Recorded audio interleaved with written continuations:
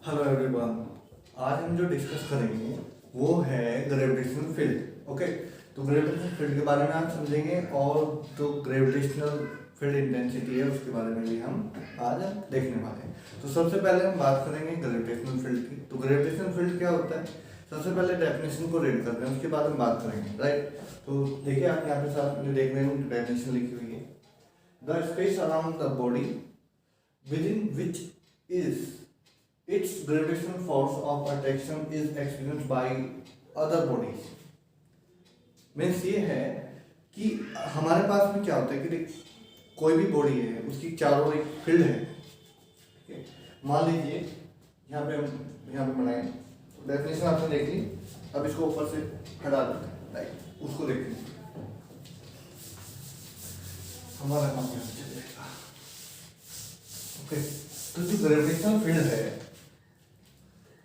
जो gravitational field होता है, मान लीजिए हमारे पास में एक बॉडी है, इसके अराउंड एक एरिया में कहीं ना कहीं एक फील्ड रहा होगा। ये मान लीजिए इसका फील्ड है, रेंज जिसकी कह लो कि एक अपनी रेंज है कि चारों एक फील्ड है, जिसमें अगर हम कोई यहाँ पे दूसरी बॉडी और body bring near about the field, तो जैसे हम उसके पास में लेके आते हैं तो उसके पास होता है अट्रैक्शन फोर्स। तो फील करेगा वो अट्रैक्शन फोर्स, क्योंकि यहाँ पे ग्रेविटेशन फोर्स है। तो ग्रेविटेशन फील्ड है, तो उसके कारण से ग्रेविटी क्या करती है, अट्रैक्ट करती है। तो अट्रैक्ट करती है तो अट्रैक्शन फोर्स होगा।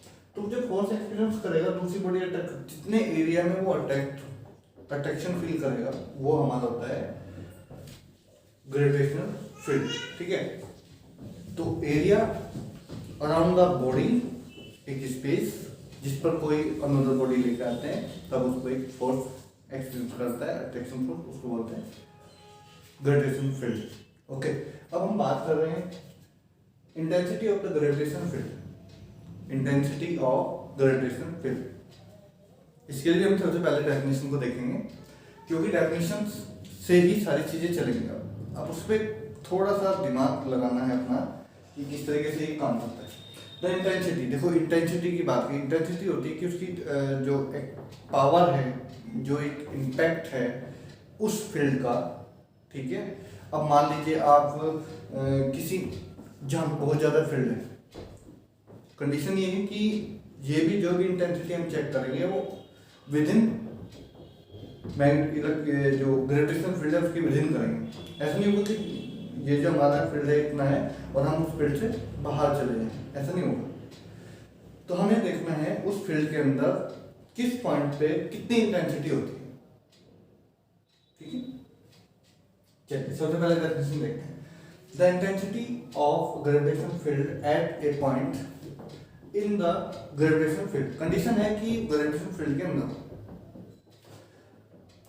इज डिफाइंड एज, तो कंडीशन हमने पहले बोल दी कि हम वहीं पे ही जो इंटेंसिटी है इलेक्ट्रिक की ग्रेविटेशनल फील्ड की देख सकते हैं, कहाँ पे, within gravitational field.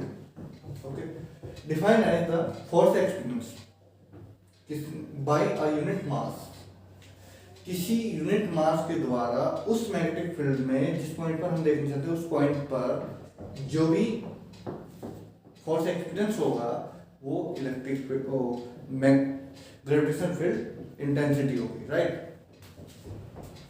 Means ये हुआ कि जो फॉर्मूला हमारा आया है, ये मान लीजिए कि इसको हमने जो डिनोट किया है, जो intensity of the gravitational field है वो ई से डिनोट कर दिया। अब जो ई बनी हमारी इंटेंसिटी वो बनी force experience bye per unit mass. Electric field intensity is defined as the force experienced by the unit mass of body। तो ये हमारा एक्सप्रेशन था और यही हमारी डेफिनेशन है और यही हमारा फॉर्मूला है। तो दोनों बातें एक ही हैं। अगर हम चाहें इसको डेफिनेशन से फॉर्मूले में कन्वर्ट कर सकते हैं, जो फॉर्मूला है उससे हम डेफिनेशन बना सकते हैं। ये बिल्कुल इजी कॉन्सेप्ट है। अब दूसरी चीज़ इसमें ध्यान रखने की है कि अभी हम इसका ऐसा ही फॉर्मूला बनाएंगे, ऐसा ही फॉर्मूला बना दो, फॉर्मूला बना यूनिट ऑफ, इसको मैं रफ कर देता हूँ, और डेफिनेशन।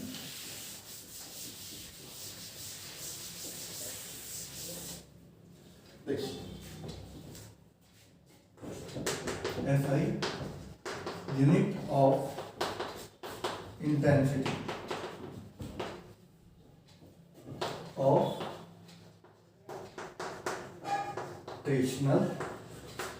Of gravitational field. ठीक है, ओके। तो फोर्स की यूनिट होती है भाई न्यूटन, मास हो गया अपना केजी, तो न्यूटन पर केजी हो गया। इसको हम इस तरीके से भी लिख सकते हैं, न्यूटन केजी इनवर्स। दूसरी बात इसमें कि डायमेंशन फॉर्मूला इसको अगर बनाना चाहें तो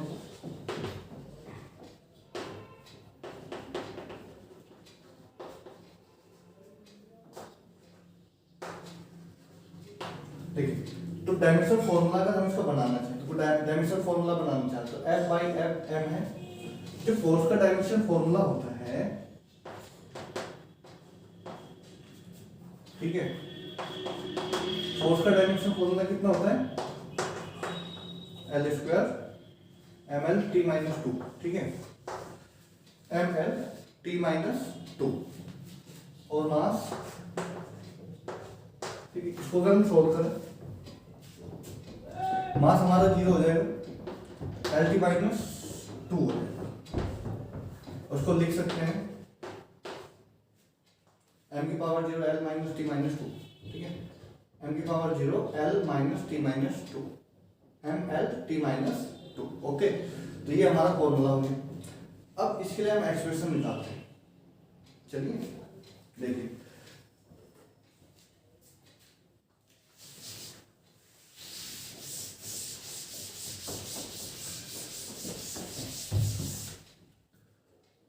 इंटेंसिटी का फॉर्मूला हमने ध्यान रखना है, E equal to F by M. मान लीजिए हमारे पास में एक अर्थ है, ठीक है, इसको हमने अर्थ सपोज कर लिया, ये हमारे पास में एक अर्थ है और इसका जो जहां तक इसका जो ग्रेविटेशनल फील्ड है, मान लीजिए सारा ग्रेविटेशनल फील्ड है, इसकी सरफेस पे हम आ गए, ये यहाँ पे आ गए। ठीक है, यहाँ पे कोई ऑब्जेक्ट रखा हुआ है या इस पॉइंट पे हमें क्या करना है, इंटेंसिटी निकालनी है, इंटेंसिटी को फाइंड आउट करना है। और इससे इसकी जो डिस्टेंस है स्मॉल आर हमने मान ली, ठीक है, और इसका जो मास है बॉडी का वो है स्मॉल है, और जो अर्थ का मास है वो m है। ठीक है, अब इस पॉइंट के ऊपर हमको सबसे पहले क्या करना है, निकालनी तो हमें इंटेंसिटी है। ठीक है, पर ये जो मास है, ये जो बॉडी है, एक ग्रेविटेशनल फोर्स को फील करेगी, करेगी कि नहीं करेगी, करेगी, बिल्कुल करेगी। ठीक है ना, तो एक फोर्स को एक्सपीरियंस करेगी, जो वो फोर्स होगा उसको बोलते हैं ग्रेविटेशनल फोर्स, वो होता है अपना G। अब की बार आर स्क्वायर, ठीक है, स्मॉल आर स्क्वायर, जो डिस्टेंस है हमने ले ली, राइट, ये हो गया भाई। चलो फोर्स निकाल दिया आपने, तो आपको क्या करना है, इलेक्ट्रिक फील्ड जो ग्रेविटेशनल फील्ड इंटेंसिटी है उसके फॉर्मूले पे रखना है, E equal to F upon M, value put करते हैं।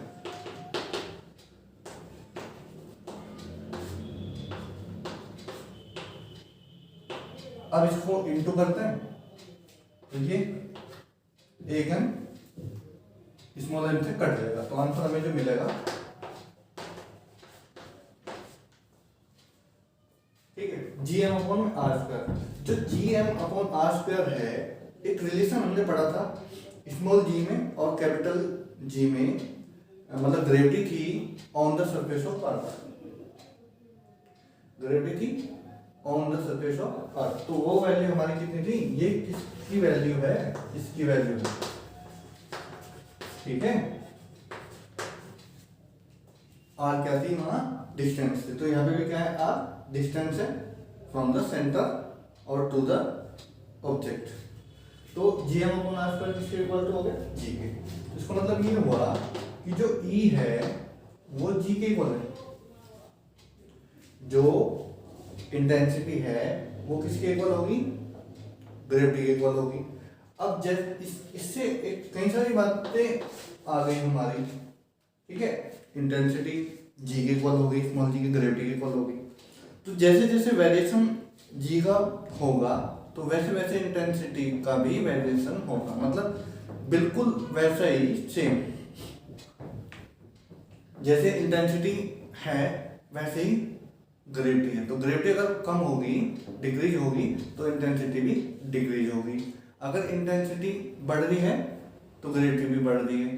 तो जहां जहां जी की वैल्यू चेंज होगी वहां वहां ई की वैल्यू भी चेंज होगी। मान लीजिए जैसे हमने यहाँ कहे आर की वैल्यू को यहाँ पे 0 कर दो, ये यहाँ सेंटर पे आ जाए, ये होलो हो जाए, तो उसके बाद में क्या होगी, आर 0 हो जाएगा, आर 0 हो जाएगा तो जी 0 हो जाएगा, जी 0 हो जाएगा तो ई 0 हो जाएगा, ठीक है ना। वैल्यू पुट करके देखें तो ई इक्वल टू हमें क्या मिलेगा 0। तो at the centre of the earth the G is intensity is 0। Okay, अगर एटमॉस्फेयर से बाहर चले, क्योंकि वहां पे भी हमारी ग्रेविटी क्या हो जाती है 0 हो जाती है। ग्रेविटी के अगर बाहर चले जाएंगे तो इंटेंसिटी भी हमारी 0 हो जाएगी, क्योंकि वहां पे जी क्या हो गया 0 हो गया। तो इन बातों का हमें ध्यान करना है कि जितना भी हम सरफेस से दूर जाएंगे, जितना भी हम सरफेस से दूर जाएंगे, क्योंकि सरफेस पे जो ग्रेविटी होती है वो मैक्सिमम होती है, उससे जितना हम दूर जाएंगे उतनी ग्रेविटी कम होती है। मतलब इसका मतलब यह है कि उतनी ही हमारी इंटेंसिटी क्या होगी, कम होगी, ठीक है। और जितना हम सरफेस के नजदीक आएंगे उतनी हमारी इंटेंसिटी इंक्रीज होगी, और जितना हम सेंटर की ओर बढ़ेंगे उतनी इंटेंसिटी हमारी डिक्रीज होगी। मतलब सरफेस पे इंटेंसिटी और ग्रेविटी दोनों मैक्सिमम होती हैं। ओके, ध्यान रहेगी बात। ओके, तो बस अब इसमें तो इतना ही है, ठीक है। तो नेक्स्ट वीडियो में हम मिलते हैं, तब तक के लिए bye bye and take care. Okay, thank you.